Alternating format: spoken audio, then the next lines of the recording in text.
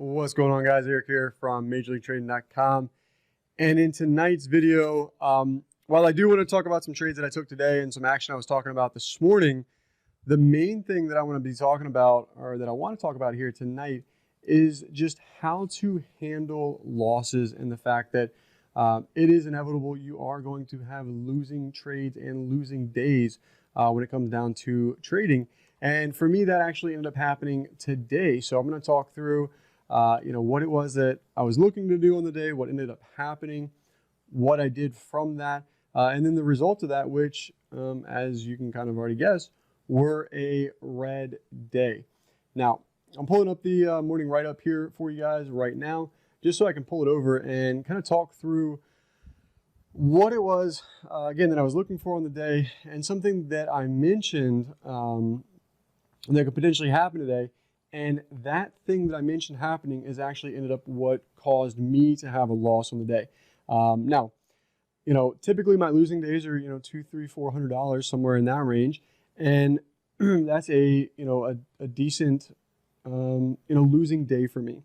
If they start, getting kind of above that, at least for current size and in current markets, with the range that we're seeing and stuff like that, or this kind of trend change area we're in, those are pretty decent numbers for me right now. Now, when they get, kind of above that, then that's when, either size is starting to step up, or, I made a mistake of some sort, or, stop losses got ran, things like that. And today is one of those days. So I took it was a little over $900 loss today. It was like $909 and some change trading the futures market. And the thing to take away from that is like, okay, that's a larger than normal size loss for me, but I'm okay with it. And the reason I'm okay with it is because, one, I've been there, I've experienced it before, where you take a larger loss than you're anticipating.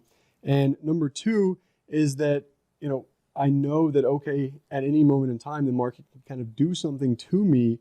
And maybe it happens once a month, once a quarter, once a year, where I take a little bit larger of a loss than what I would really want to take on a given day. So what I was looking for today was support, again, to hold. We were getting a little bit of a gap up this morning. You can read through all this here. If you're in the Discord, there's a link for it that I dropped this morning. You guys can go check it out as well. But what I was looking for was, okay, I like longs. If S&Ps can hold over 29.75s, this gives us targets above. We got 2 ticks away from that first target on the day here. We traded up into a high of 39.75. That target was 40 quarters here. So we couldn't quite reach that target. But the big thing that I wanted to focus on right here is this right here. There isn't much scheduled news announcements today, except for Jackson Hole. This could give us some rather quick, unexpected movements at times during the day. So make sure to keep your risk in mind and use hard stops, not just mental stops. So what ended up happening today, and this is why I'm highlighting this potential, or that right up there this morning, was this action right through here. We're looking at a 987 tick chart here. And I wish I could pull over my dome, but it's now 5:30 Eastern time. So the losses there have wiped away, and it's showing 0 here now for the new open at 6 o'clock Eastern for the futures. But again, I was short right here. So I was short the S&Ps in and around through here. I think 08 quarters, 08.75, somewhere in through there. And that was under the 10 quarter level that I had. And I'm like, okay, if the market's going to drop, we've got room to go to 28.92s. That's good. That's a good risk reward ratio trade. I've got about 20 points worth of room to the downside, and I'm getting in about 2 points late. Okay, that works. I can manage my risk up here over the 11.75s, which were highs here. I saw prior highs here, 12.75s. So I went ahead and stepped into a short trade there. And again, we're under 19 quarters, which were under my levels for being long, unless we get a different setup, which is like a divergence. And I had my short. Everything's kind of coming along nicely. We cracked through lows of the day there. And then immediately, and I was warning about this, we got an immediate reaction. This is that quick move that I was talking about. And what ends up happening right here is another divergence play. What ends up leading to the lows of the day being set is a divergence right here at 10:55 with the S&Ps, the NASDAQ, the Dow, and the Russell, or sorry, the NASDAQ, S&Ps, and the Dow not getting, or all getting new lows, and the Russell here not able to get the new lows. Russell's lows on this bar are 1498.60s. Prior lows here were 1498.30. So by 3 ticks, we were able to hold above that low print. And at the same moment in time as that was kind of taking place, I said, okay, I'm going to watch the NASDAQ. And if the NASDAQ can potentially start pushing back up through its prior low a day, which came in right down here at 76.55.50, I started watching, okay, we popped down, we traded 76.54. That's a very, very small push through for the NASDAQ. And as we started to rip back up here, I went ahead and stepped into a long position in the NASDAQ. Now, this whole thing right here, this kind of move that you guys can see right there, from the lows of 76.54s to highs of 76.79s in the NASDAQ, happened in about pretty much like 10, 20 seconds. It was really, really quick. And in that time of me stepping into a NASDAQ long right through here, NASDAQ had ripped up and started to retrace on me to the point where I was unable to get my stops put back in place on this. And my fills were higher than I thought because price had just ripped through.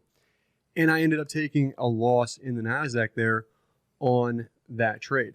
Now, all while that's going on, at the same time, I'm over here trying to manage an S&P short position.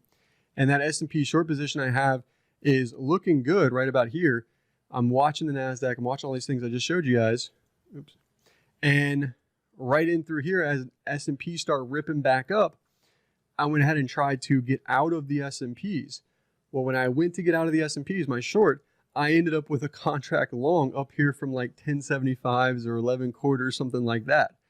Then that position starts coming back on me, and I end up having to dump that position, trying to flip-flop back and forth here. This is, in this whole, thing of happening here, we had ripped up, like I said, in 20 seconds. And then for the next like minute and a half or so is when we started kind of pulling back here. And this was moving, really, really quickly, having to change windows, having to, look and make sure there's not any other orders sitting out there, sizing, stuff like that. So the thing that I was talking about this morning of having these, mental stops or having these hard stops in place over mental stops ended up coming through and ended up causing me a loss on the day. So again, I ended up down $900 and some on the day, which isn't the important thing. The important thing from this video to take is, again, how to handle those losses and know that they're going to occur. So you have to know that they're coming at some point. They're going to happen. It is just a part of the process, and being able to overcome those and not, revenge trade. Like I could have taken it from a day that I was down $900 to a day where I was down like $9 grand because I'm trying to just come back and make that money back, right?